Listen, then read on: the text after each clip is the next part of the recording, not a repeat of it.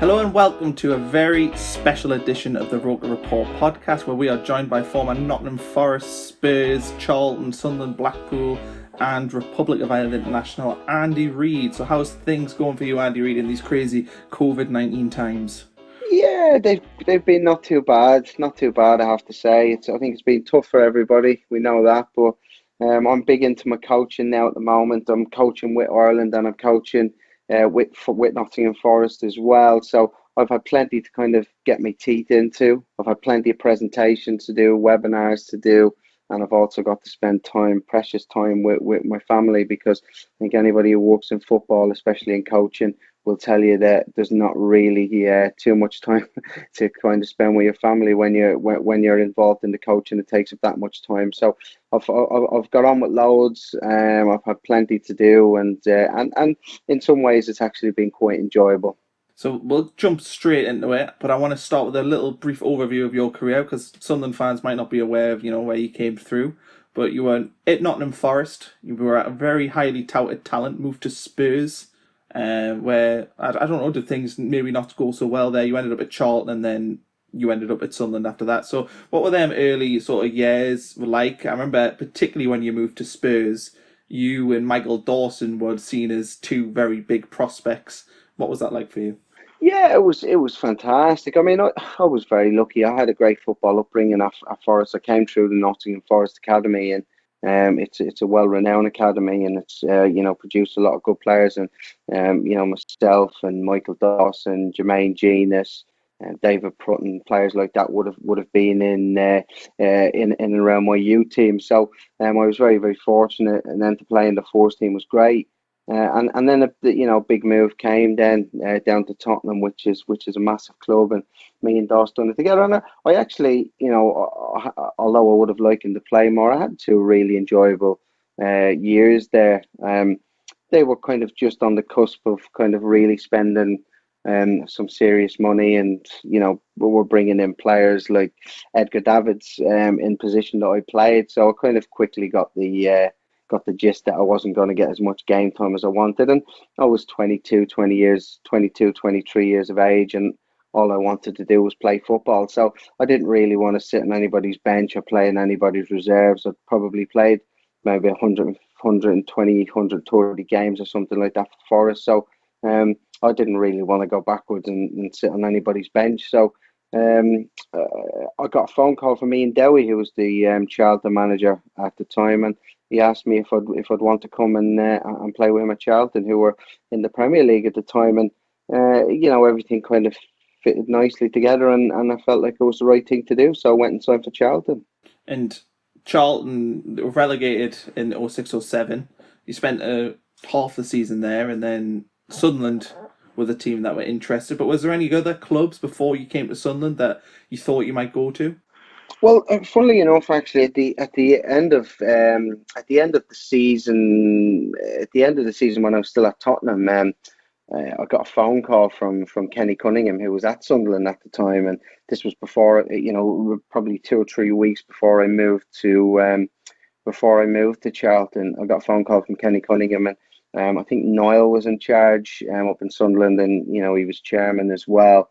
And he asked me if I'd be interested in coming, and at the time, kind of going back to the Championship didn't really appeal to me, because I knew I had offers from Premier League clubs as well. So it wasn't really the right thing to do. I didn't feel at the time. So there was kind of interest from Sunderland from beforehand, which I was kind of quite flattered by, and obviously was very, very aware of the Irish connection. Um, and as I said, Charlton just kind of felt like the right thing at the time. And then I had a season there, and it was very up and down, and there was a change of manager, and Alan Pardew came in kind of second half of the season and really turned things around, and we were quite fortunate to get relegated. And as we got relegated at Charlton, Sunderland kind of came up. So I had every intention of playing out my time at Charlton, because it was somewhere where I was very, very happy. I really, really enjoyed it, and we were third in the league come January.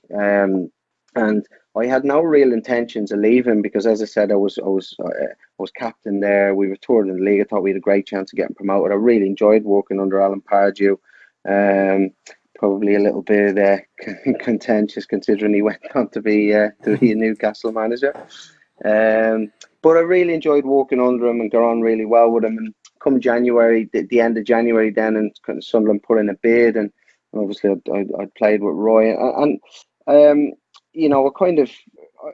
spoke to Alan Pardew, and he said the club needed the money, and that I should go and speak to Sunderland. So I was on my way up on a train with my agent, come kind of the day before deadline day, I think it possibly could have been, to sit down and talk with everybody up at Sunderland, and obviously had a good chat with Roy, and he told me where he seen me fitting into his plans, asked me where I thought I could fit in, and I kind of told him. We had a really good chat, and we were able to kind of get a deal done, and went back down to London that day, packed up my stuff, and moved up to the northeast a couple of days later.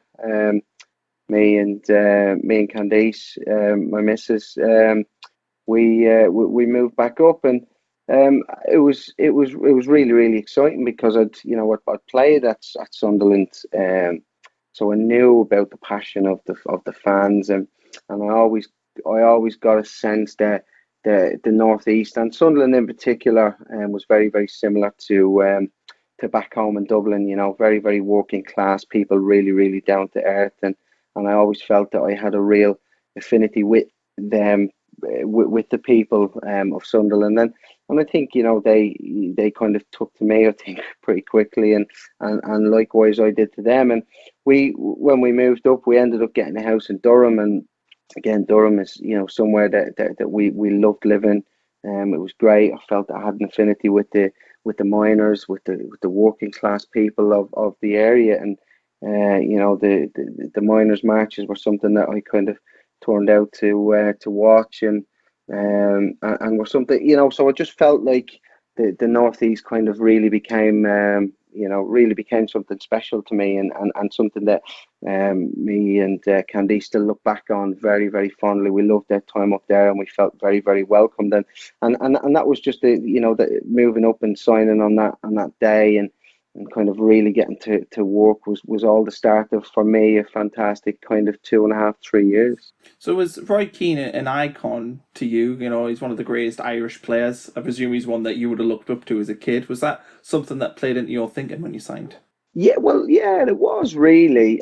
Listen, I think the main thing was the fact that Sunderland were in the Premier League, and although we had a chance of getting promoted with Charlton, Sunderland were already there. They had that Premier League place, and I looked at the squad, and looked at the players that have been brought in as well to add to some of the players. Some fantastic players in there already, and some great pros as well, which really appealed to me. People like Dean Whitehead and Danny Collins, and Noran Nosworthy. And then you add into that, then kind of, Phil Bardsley signed, and Johnny Evans signed as well. And I kind of looked at the bigger picture and thought, you know what, we could really, really kind of stay up here. And then you throw Roy into that. And Roy was a big factor. I played for Ireland with Roy, and he'd always been very, very good to me with his time and with his advice. And like that, when I spoke to him, and he told me about his plans and where he seen the club going, and it just felt felt like a really good fit, and as well as that, I think got off to a really good start. I was only kind of there a week or so, and I hadn't been long back from an injury, so I wouldn't have been at my fittest at the time, and but I was probably fit enough to be on the bench, which I was against Wigan, my home debut, and managed to come on for kind of 15-20 minutes, and set Murphy up. I passed the ball to Daryl Murphy, who managed to whack one in the top corner from about 30 yards. So I didn't have too much to do with that goal, because it was an absolutely phenomenal strike. But for me, it was a really fantastic start, and just to feel the home crowd, feel what it was like, because although it played against Sunderland, it's such a better feeling when you're playing for Sunderland, and that stadium is full, and it's really rocking, and you can go out there and you can give them special people give them a win to cheer about and give them a goal to cheer about, that place erupts. So I want to talk. You mentioned the Wigan game, and I was going to mention that one, but you've ticked that one off. But I want to talk now about the West Ham game. You got the winner. I think it was at the 96th minute. The game was at 1-1, and the ball kind of found its way to you, and you were unmarked at the back post, and you hit a perfect volley past Rob Green. What do you remember of that goal and the celebrations afterwards? Because I remember being there and seeing it, and that season we did score a lot of late goals as well. But it felt like a pivotal moment in the season. Yeah, I think it felt like that at the time as well. It's one of them things. Funnily enough, it came up on Twitter not too long ago.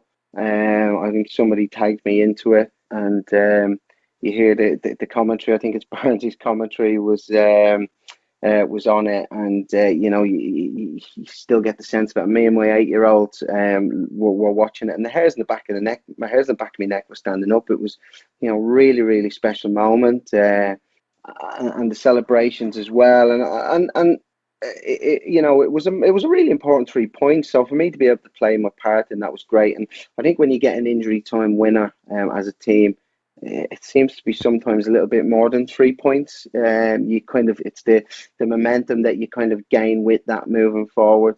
I think we maybe pulled clear of the bottom three after that win, and just it's one of them special days in my career. Really, where you probably only have maybe 10 or 12, maybe if you're lucky. Sometimes it's less than that, of them kind of really special days, and that was up there. Getting the winner at home, full house, against a team that were probably down there, fighting relegation with us, and see how much it meant to everybody, and it meant so much to me as well, and to my family.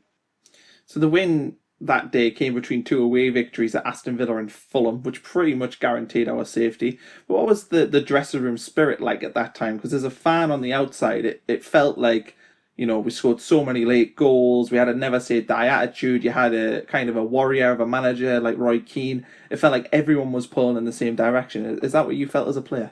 Yeah, it really was. I mean, it was a great bunch of lads, and and the players that I mentioned earlier, like Dean Whitehead, Danny Collins, who've been there for quite a long time. Noran Nosworth, I mean, what an absolute hero. Really, really great guy, and then, as I said, Bardo and Johnny Evans kind of coming in as well, and there was some really, really good players in there, but there was some great characters, and I think it was a team that the strength was in the fact that it was a team.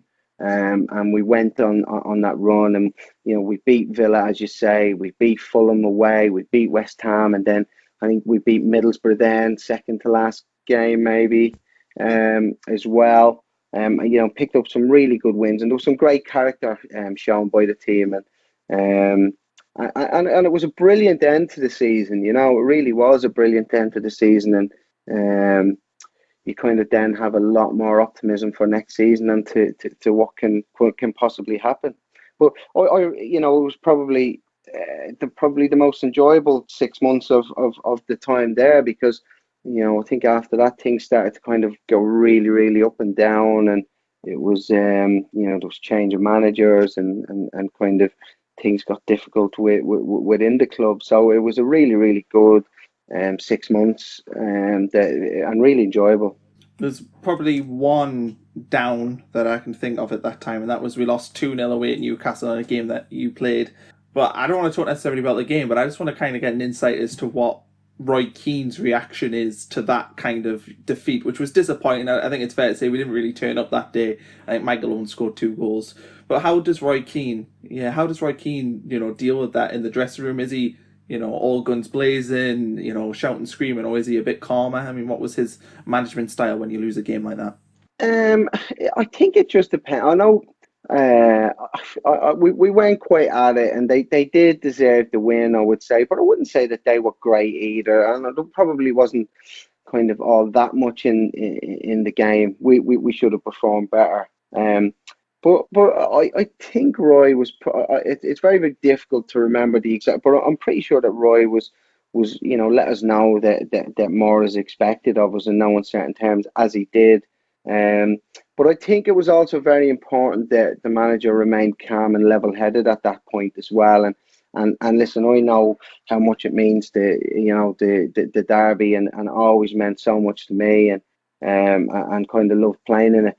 But I think as well, overall there was a bigger picture in it there, and I think Roy kind of sensed that there was a bigger picture. And at times we were playing some decent stuff, and I think everybody needed to remain calm and kind of hold their nerve and make sure that we got the points we needed to stay up. So there was a case of we know how much it means, and it means a hell of a lot as well, and it still does. Still, although they haven't played against each other for a few years, every time I left. When I left Sunderland, every time there was one of the derbies was on, I'd always be kind of trying to tune in and really rooting for the Mackem. So but there was a bigger picture in play that season, and the bigger picture was staying in the Premier League. That was the be all and end all for me.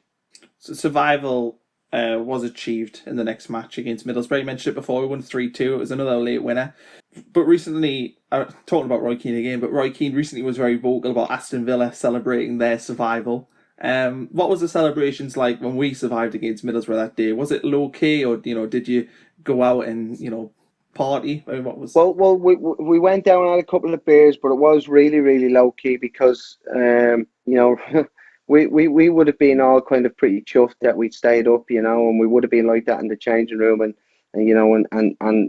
Roy is not one for being a hypocrite, because back then as well, he came in and he went, listen guys, it's great that you have stayed up, but it's not something that needs celebrating. We haven't won anything, we've stayed up, now it's time to rebuild. So we really kind of refocused everybody from kind of then, really, that it wasn't something to celebrate, and I do agree with him. I think it is a big achievement to stay in the Premier League, and it kind of did mean a lot. But it did mean a lot. But I can understand the whole kind of going over the top of the celebrations of staying up. Although it does mean a lot, and it's very, very important. It means a lot to a club. I can see where he's coming from, so I can see it from both angles, really. So we did have a few beers and a little bit of a laugh to kind of celebrate it, I suppose. So looking now into the second season, it felt like at the time as a fan, Sunderland was positioned to take it to the next level. We had rich owners. Ellis Short began putting his investment into the club. We brought in a lot of players. I'll list them off here: Jibril Cisse, Timo Tanio, Nick Colgan, David Mailer, Pascal Chimbonda, Elhaj Diouf, Steve Malbronk, David Healy, Anton Ferdinand, George McCartney. I think that's pretty much everyone. But looking back, do you think that maybe the business wasn't right that summer? It seems to me that there was a different approach from signing largely British and Irish players to then bringing in maybe some bigger name foreign players. But what did you think, as a player at the time, and then even looking back about what Roy did with the squad that summer? Yeah, listen, I think Roy would probably admit himself that I think he got some of them signings wrong. He absolutely got some of them signings wrong. Really, I spoke about what kind of galvanised the team and what helped us kind of achieve what we achieved, and it was the fact that we were a team and that everybody was pulling in the same direction, everybody was fighting for each other. And you can't really say that the next season, because it was a fact that it wasn't the case. There was disharmony, and there were people who were very, very disruptive to what we were doing and wanted to kind of do their own thing and not buy into the team ethos, and not buy into what we were trying to achieve and what we had achieved last season and what we were trying to build on. And it definitely had a negative effect. And the real kind of good pros who were trying to do things properly kind of suffered from that.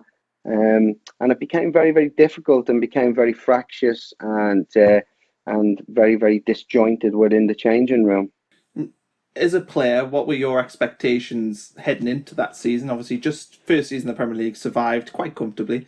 Was the idea for you to consolidate, or were you thinking, do you know what, maybe we could push to being a top 10, top 8 team?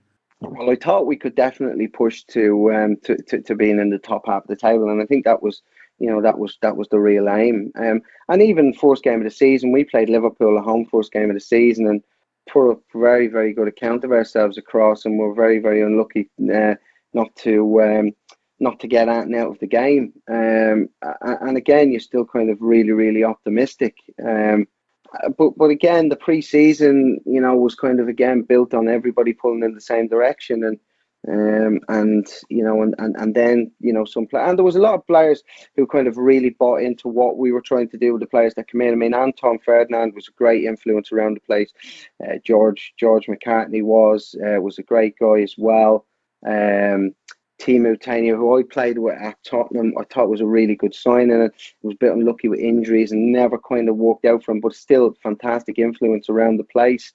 I'm not too sure who I've left out there, but there was some people who really did try and buy into what we're doing, but there was also people there who weren't prepared to buy into what we were doing, and ultimately that had an effect on the changing room, first of all, and then had an effect on the results. And in football, when results are going well, people can paper over lots of stuff that's kind of just bubbling underneath the surface. But when you start losing games of football, which kind of when we went on a bad run,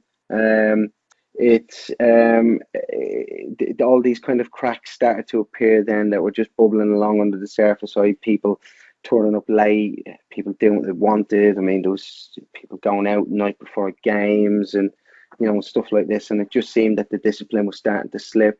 And then when some of the more senior pros kind of tried to get hold of the changing room, then it became that's when it became quite fractious.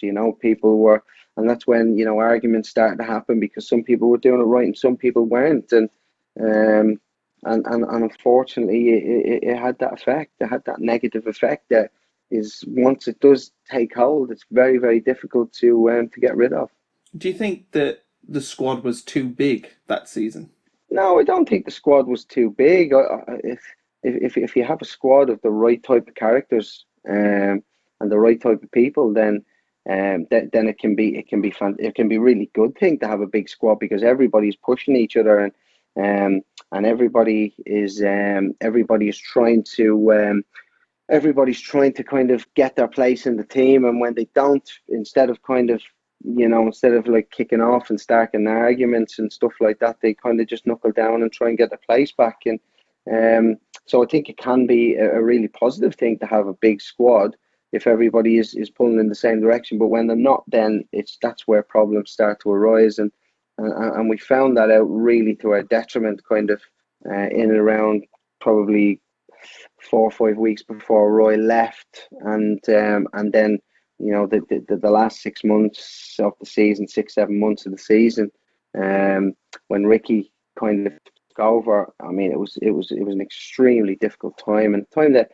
extremely difficult for Ricky as well. And if we're being totally honest, we only stayed up that season by default, really, because there was those teams that were worse than us, not because we were particularly good, because it was a real grind and a real kind of struggle to produce any kind of form.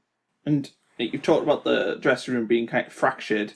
There's a lot of talk of an incident between El Hadji Diouf and Anton Ferdinand. Is that something that was true? Has it been blown out of proportion since? What was your version of the events between them? Yeah, well, I think it's out there in the open, kind of, what happened, and again, that wasn't the only kind of incident that happened. There was, I wouldn't like to go into details of stuff that happens in the changing room, because I think a lot of it should kind of stay in the changing room. But I think the one with Anton is well publicised, and it kind of, and it happened, and there was stuff like that, kind of maybe not as serious as that one, but there was other things like that. Like, I mean, I remember one time seeing Nyron Nosworthy get really, really angry with another player, and again, I hope he doesn't mind me kind of saying this, and I won't say who it was, but I mean, to see Nugsy kind of get that angry with somebody because they're not doing the job properly, or they're not wanting to kind of buy into what we're doing, it was a real kind of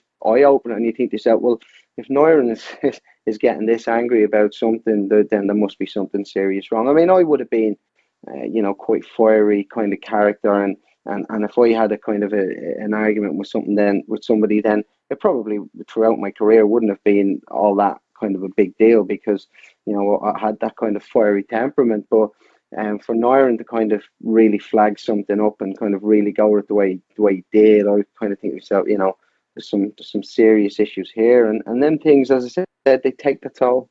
And I want to talk about some of the positives from that season, because there were some positives, even though it was as you say, a season where we sort of stayed up by default. But there was a 2-1 win at your old club Spurs, second game of the season, and that was an exciting time for a Sunderland fan, because we had Djibril Cissé, who was probably the first time we sort of bought a world renowned player. A player that maybe we couldn't believe we actually got, and he came on, he scored the winner.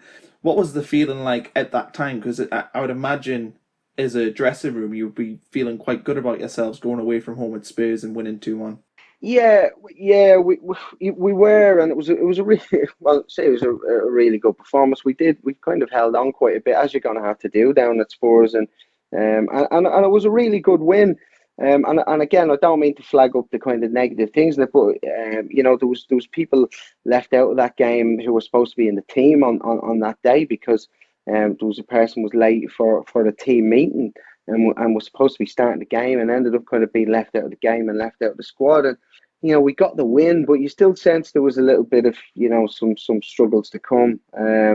And we never really kind of capitalised on that win, really, like we should have done. And probably the season before, we would have capitalised on it, and we would have kind of taken a lot of confidence from it, and we didn't really, which was a shame, because listen, I know I know Tottenham's a really, really difficult place to go.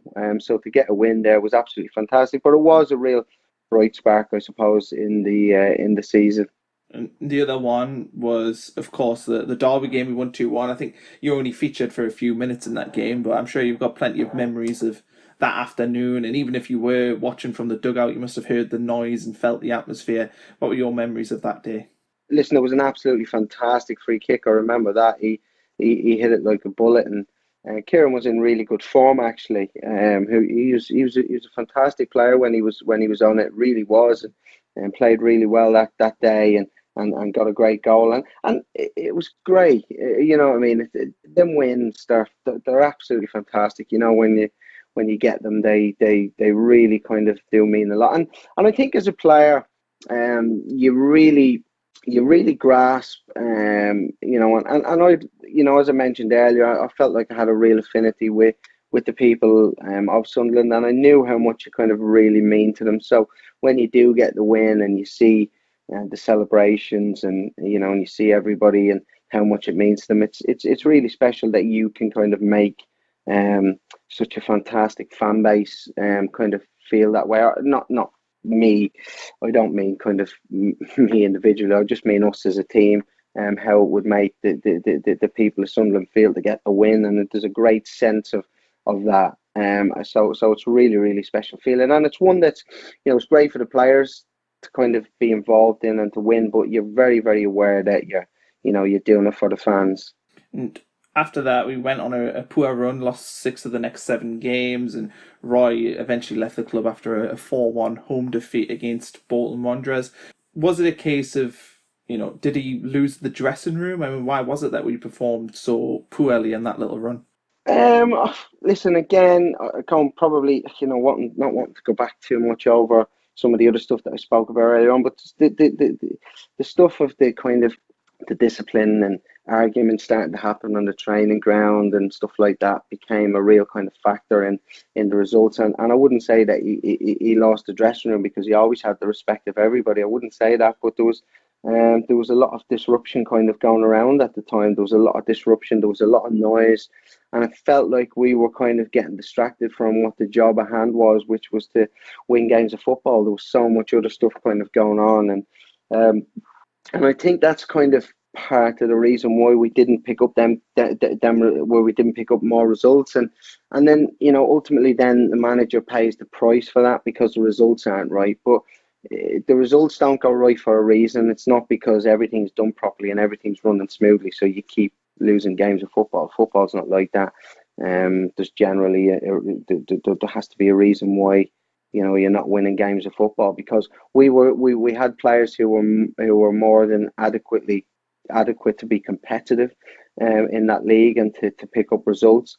So if you're not picking up results, then you have to look at what the other reasons were for that. And some of them I've kind of stated earlier on. And you know, I just I just feel like, you know, when we're having this chat here, and partly because of, you know, the situation, what we're talking about, it feels like there's kind of a little bit of kind of negativity kind of coming from that, and it was a negative kind of period, and I don't want that to ever kind of detract from the amazing times that I had at Sunderland and a lot of the positive experiences that I had. So I don't want to kind of sound too negative about my, you know, about that, my time here, my time at Sunderland.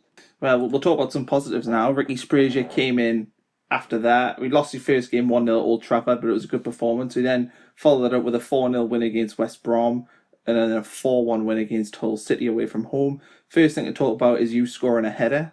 Is that something you've done often in your career? I think I've scored 3 headers, I think, in my career. 2, maybe 3. I seem to remember I scored one against Watford when I was at Forest first time.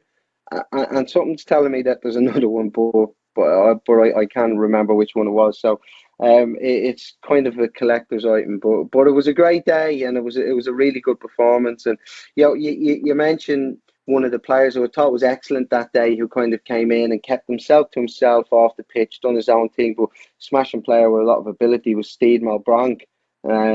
He came in and he would have been a real positive. He was a fantastic player. He had fantastic ability, and as I said, he used to come in and do his job and get a shower and get himself off to home to his family, and I do utmost respect for that. You know, it was brilliant. You know, he used to and he used to go out and train every day really well and perform on a Saturday, and I thought he was an excellent signing. You know, so you talk about signings that haven't gone quite well, and then you talk about ones that did, and I thought Steve was a fantastic signer for the club, and was a real positive impact. Do you think at that time, Ricky, I don't think, got the manager's job until after the whole game? Did you think he was the right appointment at the time? You know, I think Sam Allardyce said he was interested at that point.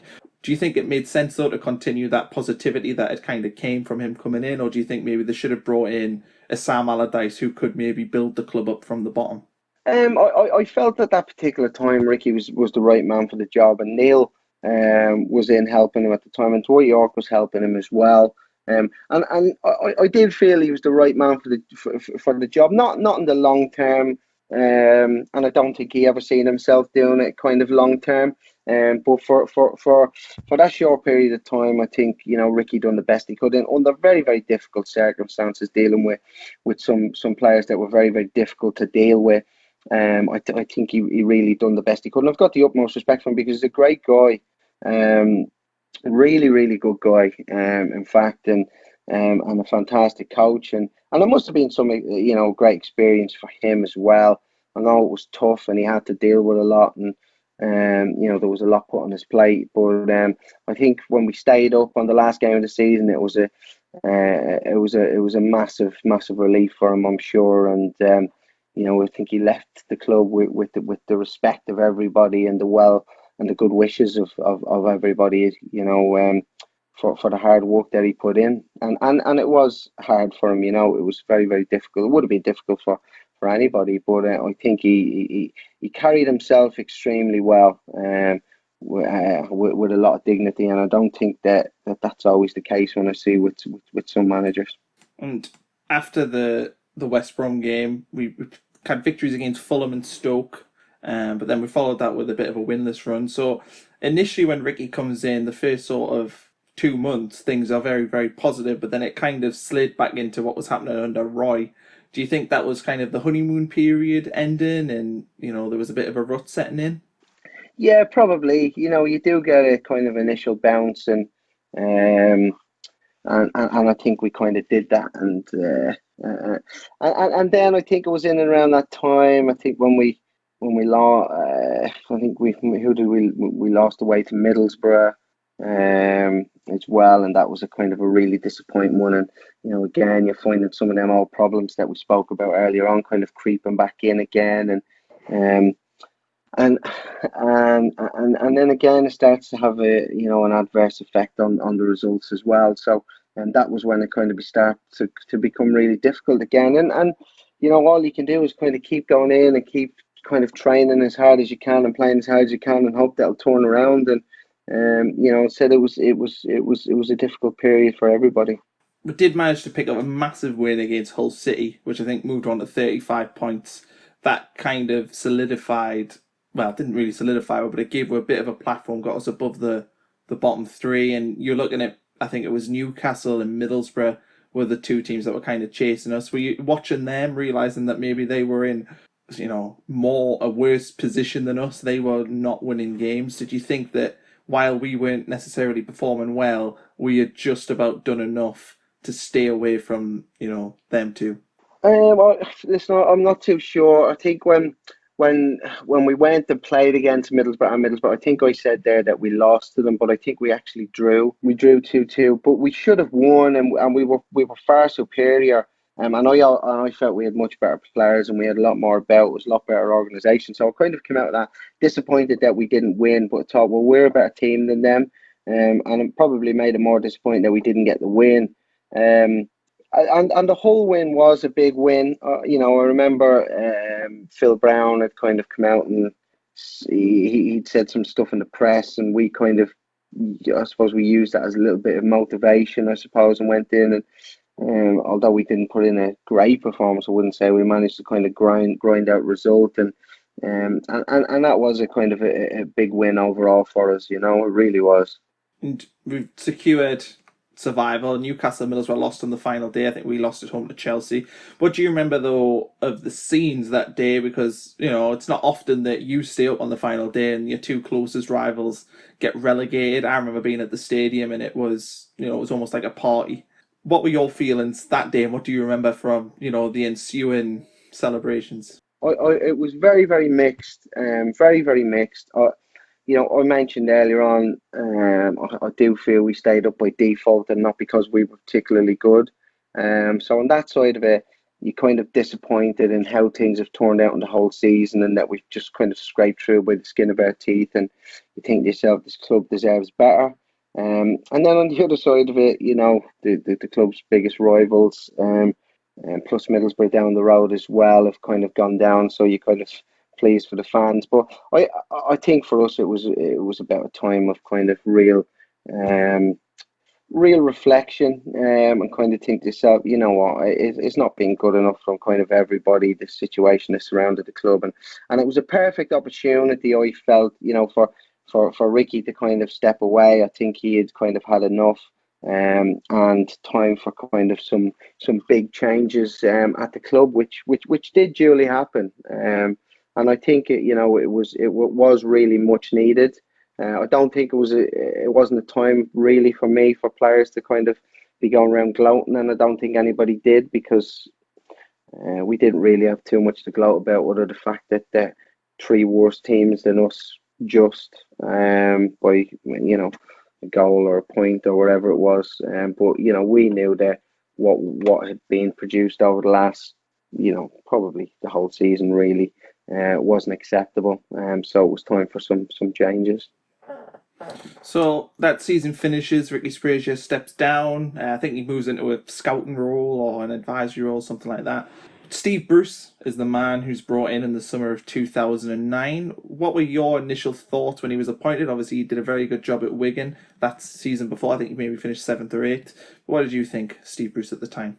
Yeah, I thought it was a really good appointment, because I felt with kind of some of the players that were there and kind of the feeling surrounding the club at the time, I felt it needed a really strong character and somebody to kind of really lead the way. And I think that's what Steve produced. He's a fantastic football manager, old school in some ways. I don't know what he's like now and kind of what he does now, but at the time he would have taken, say, shape on a little bit on a Thursday and maybe a little bit on a Friday leading into the game. But other than that, a lot of the coaching would have been left to Eric Black, who was a fantastic coach. Eric is really, really top coach and fantastic guy. So it kind of worked really well. And I think there were some really good initial gains and a lot of money spent as well. I think Steve was fortunate that he was able to he was able to spend quite a sizable amount of money. So good influx of players coming in, strong character as a manager who knows the game, knows the league inside out, knows how to kind of deal with players. And I felt it was the right thing to do. And as I mentioned earlier, there were some really, really good gains over probably an 18-month period, 2 years, something like that. There were some good strides made. And you mentioned the business. I'll go through who we signed that summer. So Fraser Campbell, Paulo De Silva, Lorik Sarna, Darren Bent, Lee Cattermole, John Mensah, and Michael Turner. On paper, to me at the time, I thought that was very, very strong business. I liked, it was a nice mix of international quality with players who know the Premier League, with, a true goal scorer in Darren Bent. Did you notice the quality of the team improve that as pre-season kind of went on? Almost definitely, but probably the thing that improved more than the quality was, a lot of them players that you've mentioned there, so you look at Michael Turner, real kind of leader, Lee Cattermole, real leader. You look at Lorik Sana, who was fantastic, great leader. John Mensah, proper bloke. Darren Bent could score goals. So all of a sudden, the culture in the place kind of really, really went up a notch when you consider some of the shady characters that we had the year before. They kind of started to clear out, and some real positive influences on the dressing room started to come in. And I think much needed kind of characters.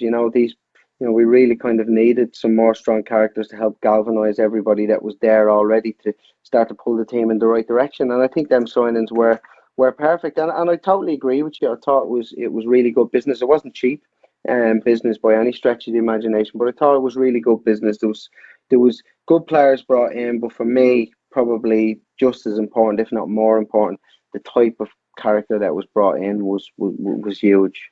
And talk about Darren Bent initially. Obviously, you would have played with him at Charlton, but he hit the ground running that season at Sunderland, scored 24 goals. What was he like to play with? Did you just know if you've got balls in certain areas, he was likely to put it in? I mean, what was he like for you as a winger and a creative player? Yeah, listen, Benty only had one thing in his mind, and that was to score goals. Didn't really get involved in the build-up play. Didn't really want to get involved in the build-up play. But you knew that he was going to be in an area. You knew that he has that knack where balls just drop to him, and 6-yard box, just outside 6-yard box. Really good finisher. Likes to threaten in behind, to stretch teams. I like playing kind of balls over the top. I like playing balls into dangerous areas.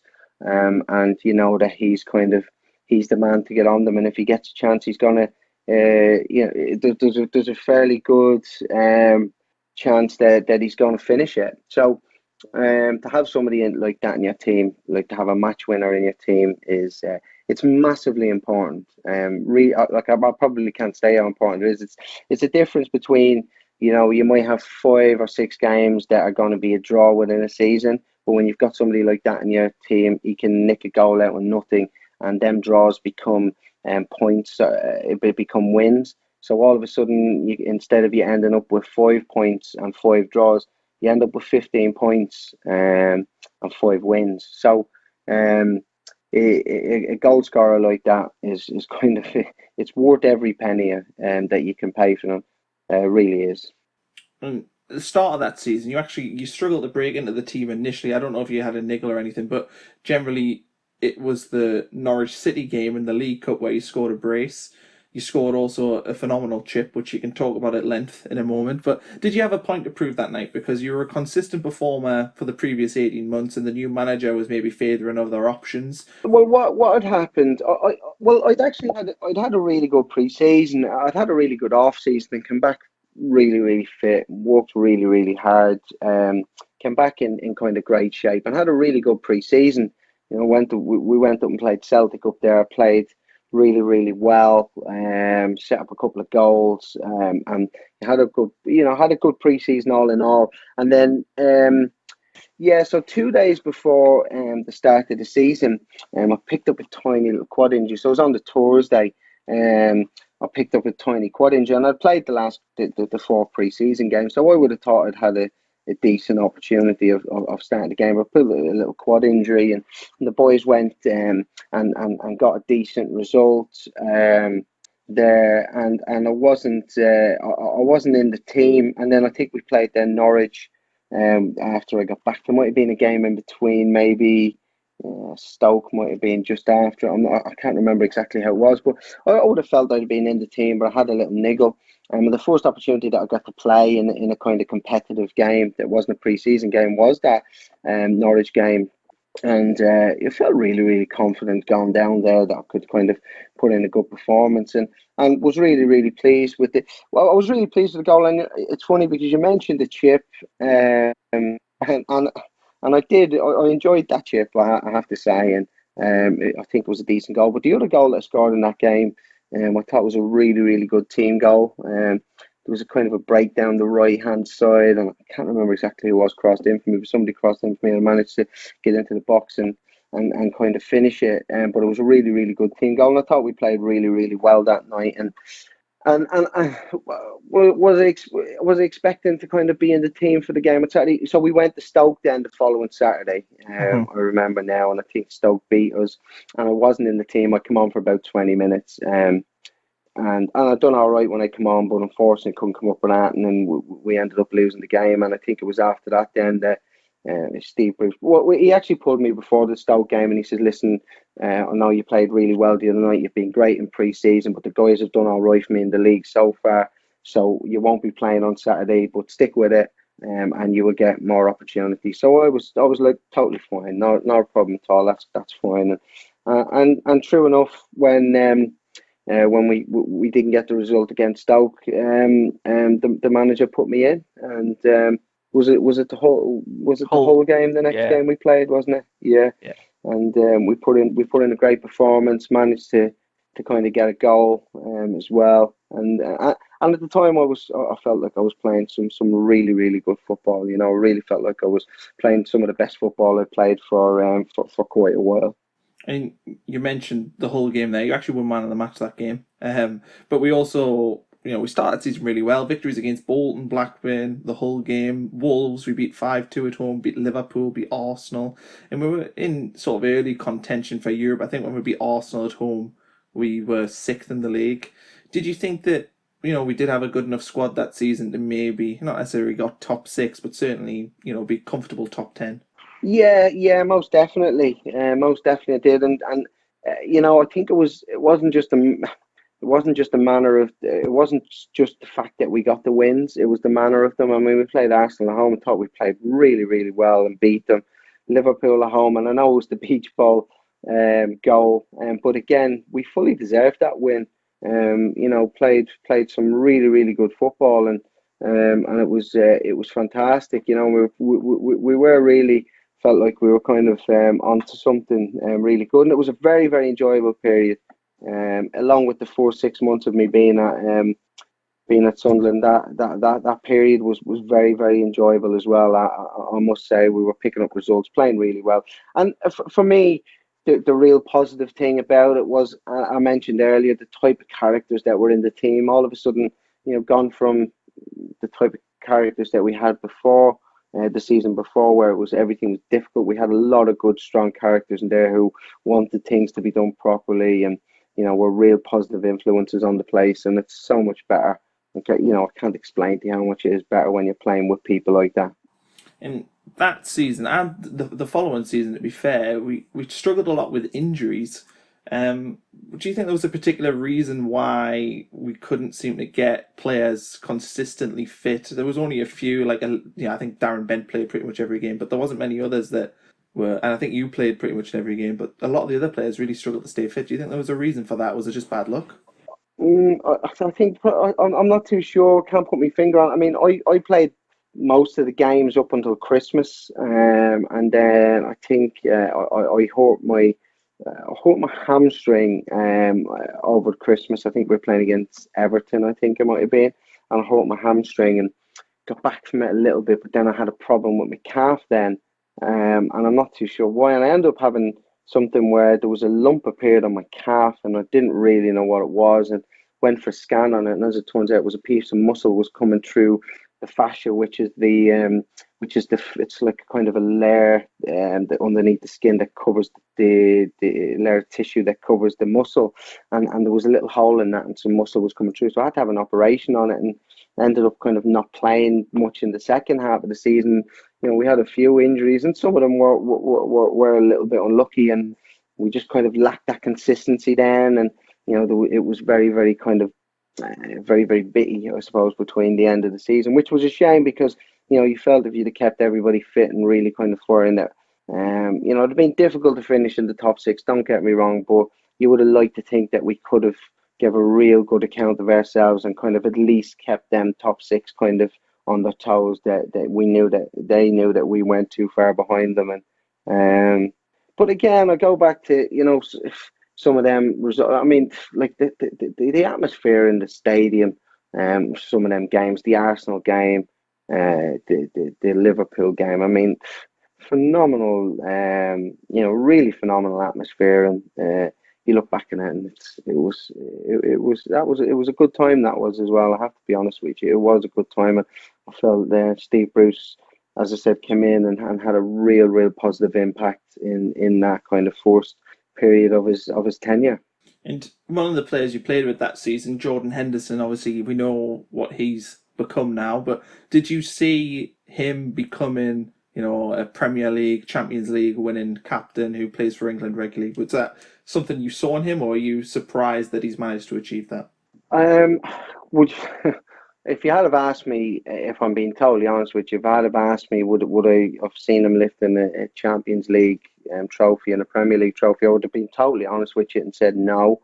But I had no doubt that he was destined for big things. I mean, his drive, his determination, and coupled with his ability as well. I mean, I think he's constantly improved his ability, and he's improved season after season after season. For me, he's one of the best passers of a ball over a kind of 10, 15 yard distance in the Premier League, and it's a massively important thing to be able to do, and he makes that team tick, and the leadership skills that he's developed. It's been brilliant to kind of see him from a distance develop into what he's done, and credit to him for his application, his determination, and he's a real I would say he's a real go-to for any young player. If you kind of say, well, how do you become a top class professional footballer? Look at Jordan Henderson and look at the work that he puts in.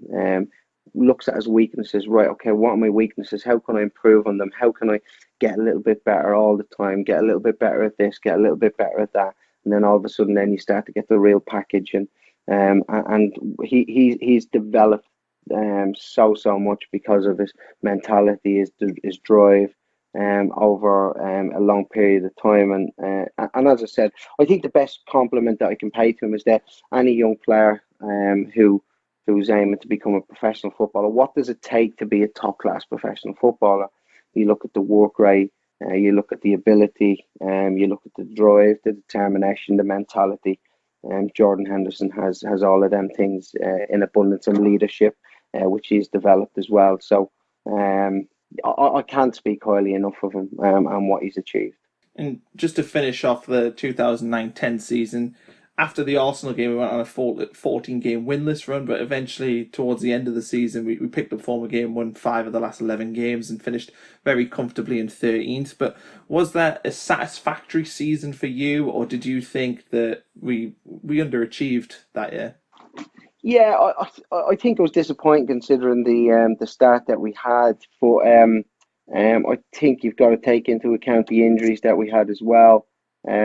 So it was a little bit of both, a little bit of kind of a double-edged sword, where you're disappointed because of the kind of the start of the season that we had, but there was kind of mitigating circumstances, I suppose. So a little tinged with disappointment, but I think overall a phenomenal improvement on the season before, not just on the pitch, but I think off the pitch as well, and the harmony in the changing room, which is vitally important to be successful.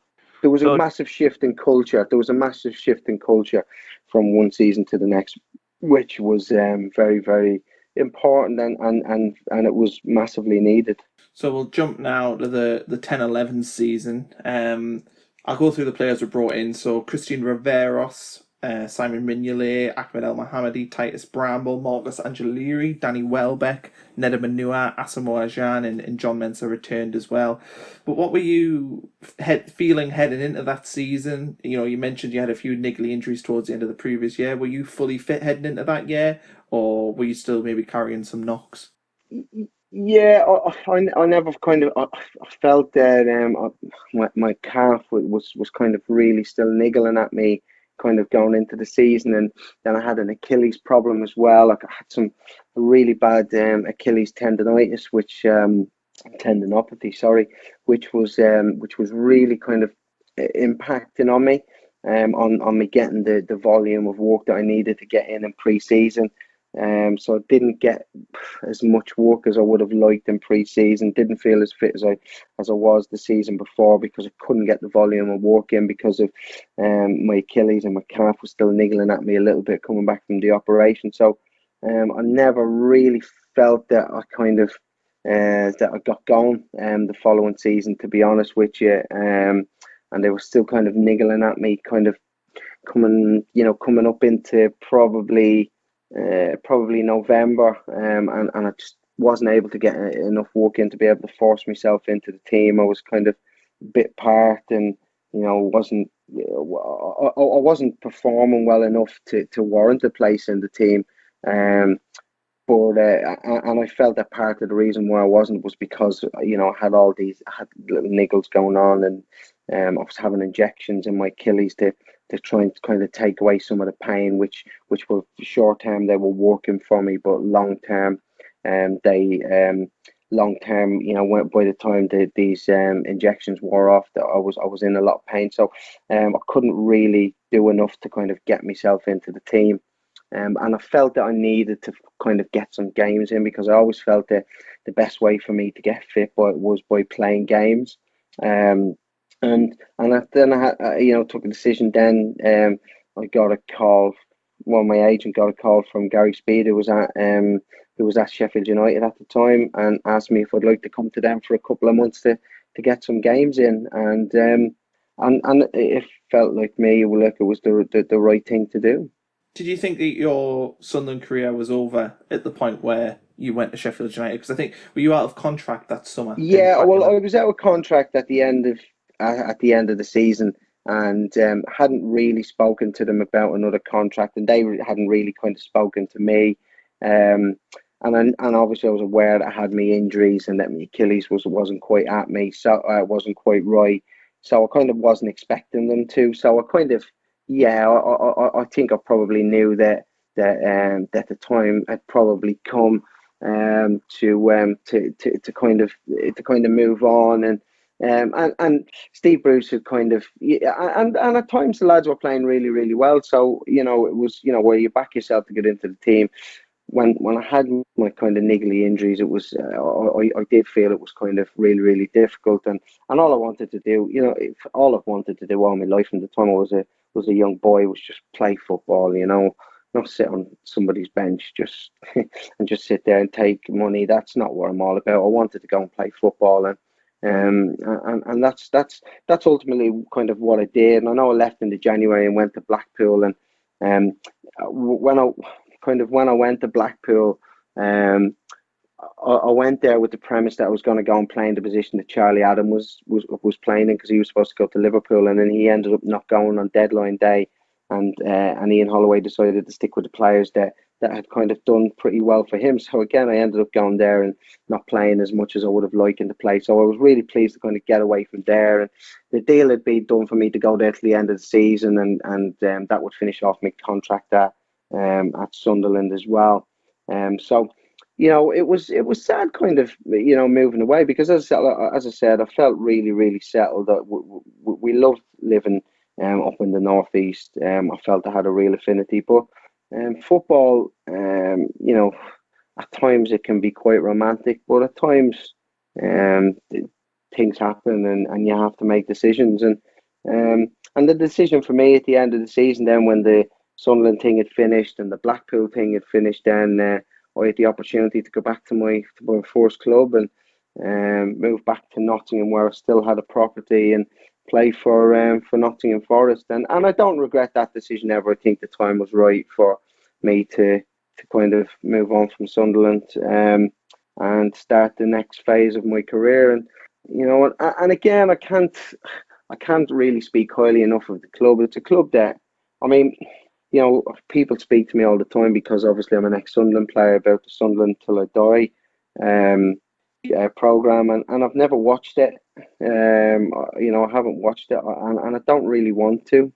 People tell me about some of the stuff that's in it, and in some ways I could kind of sense some of the stuff coming. And I think it probably, well, there was a good shift in character, and a good shift in the personality around his changing room. It probably started from that season that we kind of just stayed up and Newcastle went down.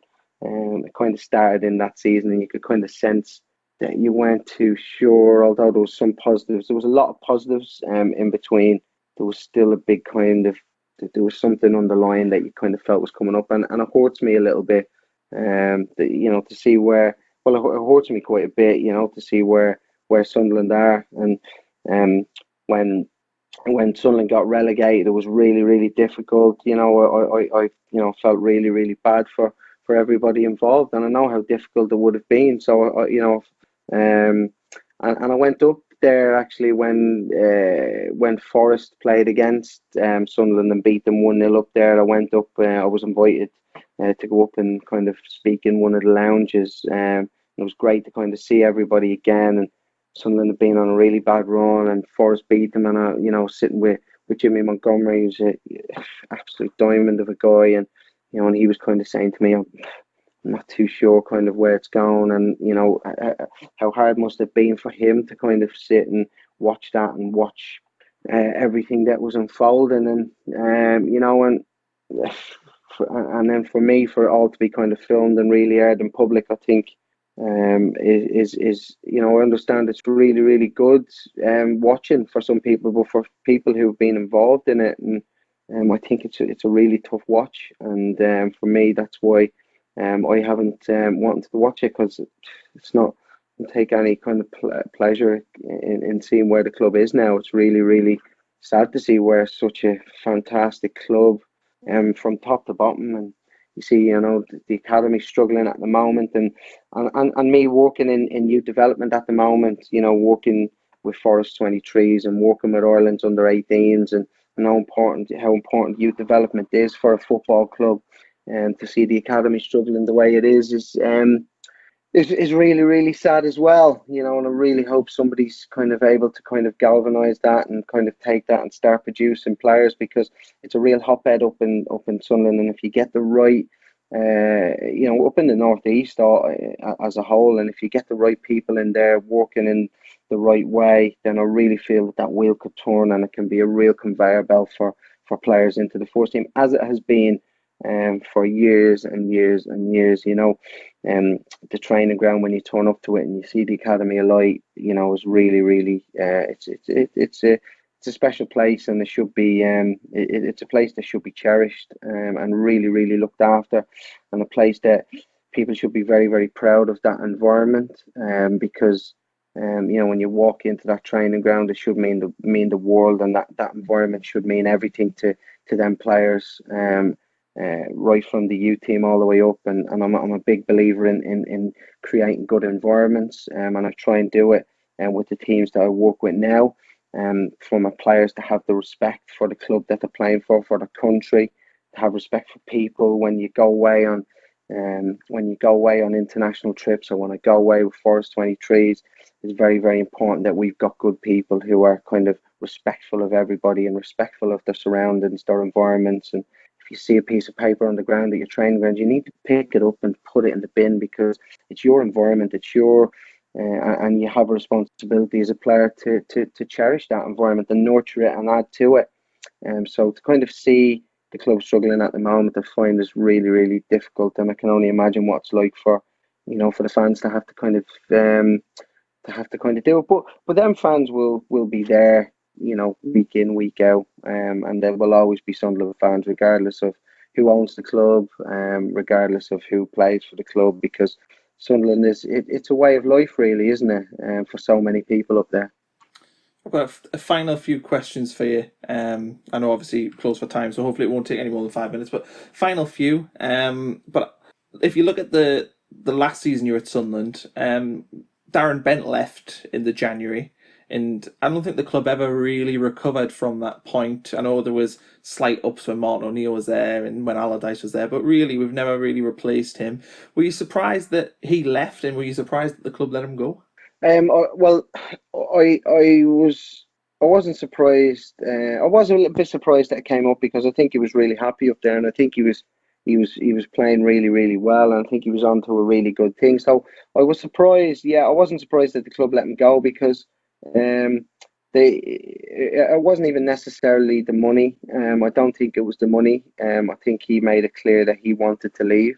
And when the player makes it clear that he wants to leave, I think it's very, very difficult to hold on to him. And I think it's very, very difficult to have a player like that in your changing room that doesn't, that's kind of sad. And Benty's a good lad, don't get me wrong. But if somebody wants to leave the football club, then I think the best solution for all parties is to try and find the solution to get him out that suits everybody. So the fee is right. And I think they ended up getting good money for him. Because to keep a player there that's unhappy, I don't think it works. The odd time it has worked where people have been able to kind of turn it around and persuade somebody to stay, and it's turned out to be really well. But in general, when somebody wants to leave, it's not going to turn out good. Probably 98% of the time, if the club try and kind of hold on to them. So I think the club were probably in an impossible position. He wanted to leave. He made that clear, and off he went. Were you shocked to see Steve Bruce get sacked early the next season? I think he went in around the October of 2011. But were you surprised that the club let him go? Yeah, I was a little bit. Um, Steve's a really good football manager, and he is a manager, not so much a coach. He's a really good football manager. He runs the football club, manages the players, really, really well, knows what he's doing. Tactically is very, very aware. He's got plenty of experience. He's a strong character, so he can lead a football club. So I don't think it was necessarily the right thing to let him go. Although managers and coaches they do seem to have a lot shorter of a shelf life. I still think Steve Bruce had kind of more to offer for a little bit longer, to be honest with you. But listen, the way the game has gone now, you don't get much time, and there's high expectations at places, and if you don't meet them expectations, then unfortunately you can be probably a victim of your own success. The previous seasons he'd done really really well, and when things weren't going as swimmingly well as what people maybe had the expectations of, you don't get as much time as you would like to turn it around. And you hinted at this one before, but a lot of people say there's a quote unquote a rotten core. I think it was Gus Poyet was the one who coined the phrase when he was manager here.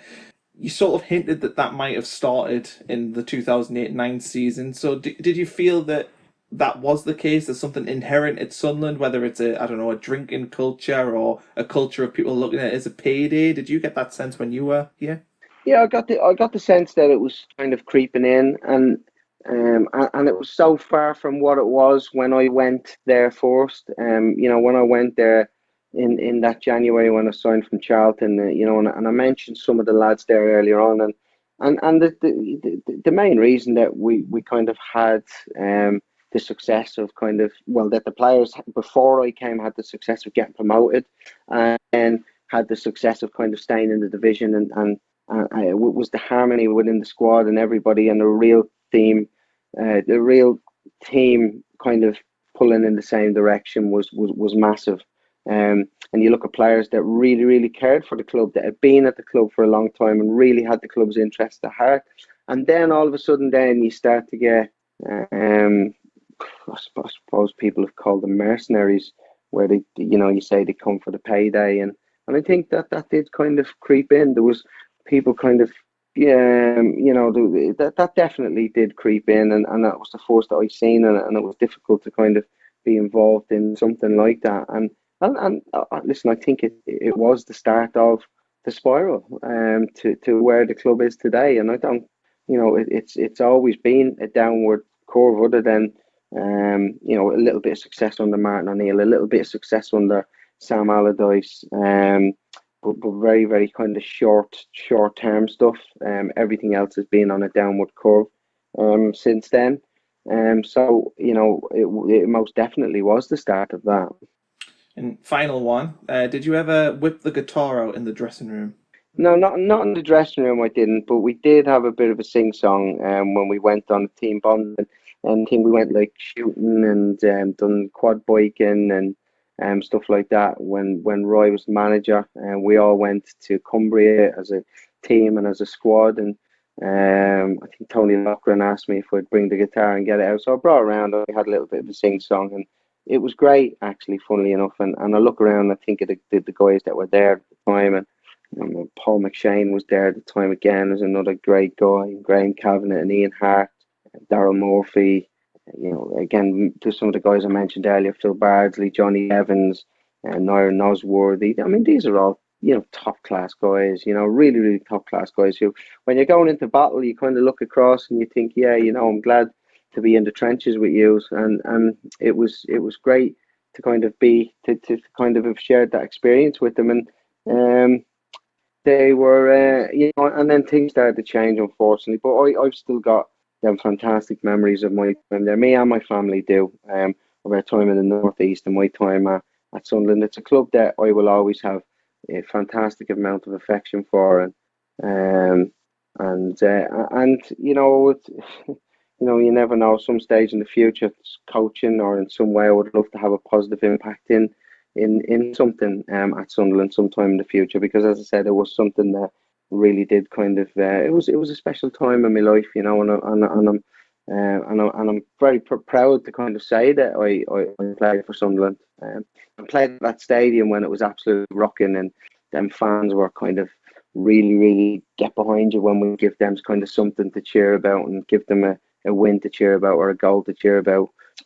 Times that I won't forget. I'll never forget them.